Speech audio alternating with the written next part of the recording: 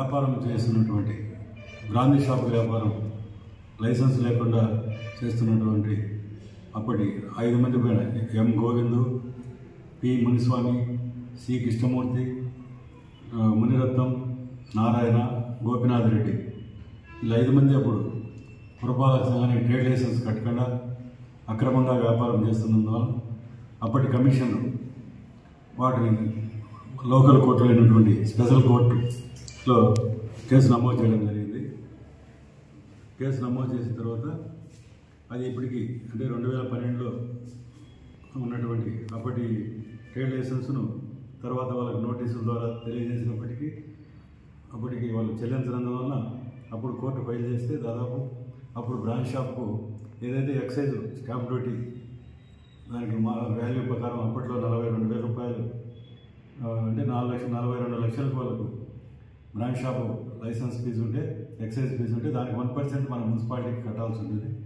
దానికి 42,000, దానికి అదనంగా మనం 50% పెనాల్టీ లైసెన్స్ ఫీజు 21,000, మొత్తం 500 రూపాయలు దానికి సంబంధించినటువంటి నోబెల్ సర్టిఫికేటు, లీగల్ ఛార్జెస్ అన్ని కలిపి 63,500 రూపాయలు అప్పట్లో కేసు ఫైల్ చేయడం జరిగింది.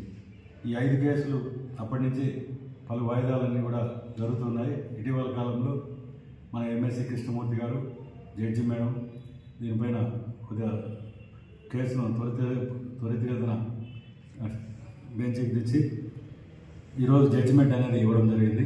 వీరందరూ కూడా లైసెన్స్ అనేది కట్టేదానికి ఈరోజు డబ్బులు కట్టమని జడ్జిమెంట్ మనకు పురపాలక సంఘానికి అనుకూలంగా జడ్జిమెంట్ ఇవ్వడం జరిగింది. కాబట్టి వ్యాపారస్తులు అందరూ కూడా వారికి ఇన్ టైంలో కట్టడం వల్ల ఎన్ని లాస్ ఉండదు. ఈ 10-12 సంవత్సరాల నుంచి వాళ్ళకు ప్రతి వాయిదాకు పోయే పరిస్థితి వచ్చి ఉంటుంది. అలాగే అక్కడ ఉన్నటువంటి లాయర్లకు కూడా లీగల్ ఫీజులు కూడా చెల్లించాల్సిన పరిస్థితి వచ్చి ఉంటుంది.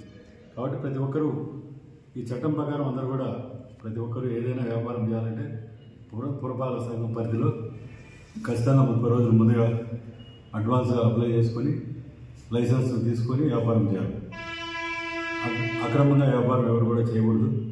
అలాగే మన పురపాలక సంఘంలో ఎవరైనా బకాయిలు ఉన్నాయో ప్రాపర్టీ ట్యాక్స్ కావచ్చు, వాటర్ ఛార్జెస్ ఇవి కూడా సకాలంలో చెల్లించండి.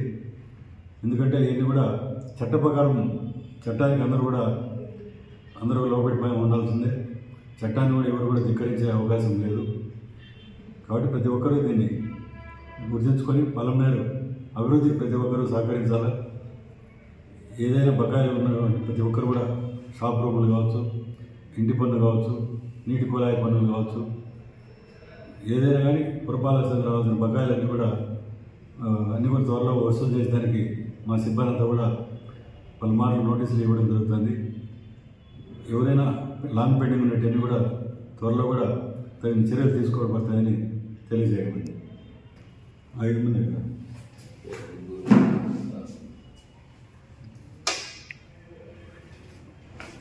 5 కేసులే కదా చూడు ఒకసారి. ఎవరైతే ఇప్పుడు జడ్జిమెంట్ ప్రకారం మనకు 5 మంది వాళ్ళందరూ కూడా ఇప్పుడు జడ్జిమెంట్ ప్రకారం ఒక్కొక్కరు 63,500 రూపాయలు కోర్టు ద్వారా చెల్లించవలసిందిగా జడ్జి గారు ఆదేశించున్నారు. కానీ ప్రతి ఒక్కరూ సహకరించి భవిష్యత్తులో ఎవరు కూడా పురపాలక సంఘానికి రావాల్సిన బకాయిలను కూడా సకాలంలో చెల్లిస్తారని విజ్ఞప్తి చేస్తున్నాం. జడ్జిమెంట్ ప్రకారం మనకు 5 మంది వాళ్ళందరూ కూడా ఇప్పుడు జడ్జిమెంట్ ప్రకారం ఒక్కొక్కరు 63,500 రూపాయలు కోర్టు ద్వారా చెల్లించవలసిందిగా జడ్జి గారు ఆదేశించున్నారు. కానీ ప్రతి ఒక్కరూ సహకరించి భవిష్యత్తులో ఎవరు కూడా పురపాలక సంఘానికి రావాల్సిన బకాయిలను కూడా సకాలంలో చెల్లిస్తారని విజ్ఞప్తి చేస్తున్నారు.